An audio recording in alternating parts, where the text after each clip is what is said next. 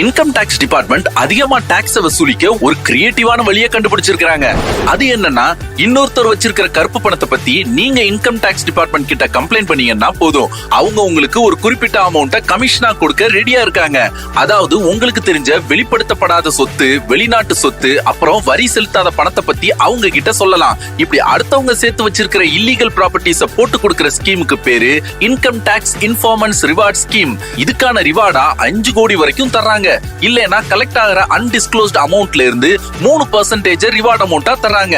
அது மட்டும் இல்லாம இன்ஃபர்மேஷன் கொடுக்கிற இன்ஃபார்மன்ஸ் பத்திய டீடைல்ஸ கான்ஃபிடென்ஷியலா வச்சுப்போம், வெளியில சொல்ல மாட்டோங்கிற வாக்குறுதியை வேற கொடுத்திருக்காங்க. இந்த மாதிரி அடுத்தவங்கள பத்தின எல்லா டீடைல்ஸையும் ஐடி டிபார்ட்மெண்ட்க்கு தகவல் கொடுக்கிறது யாருன்னு ரெக்கார்டை எடுத்து பார்த்தோம்னா பெரும்பாலும் குடும்ப மோதல்னால அவங்களோட வாழ்க்கை துணையே சொல்லியிருப்பாங்க, இல்ல கூட பிறந்தவங்க தான் சொல்லியிருப்பாங்க.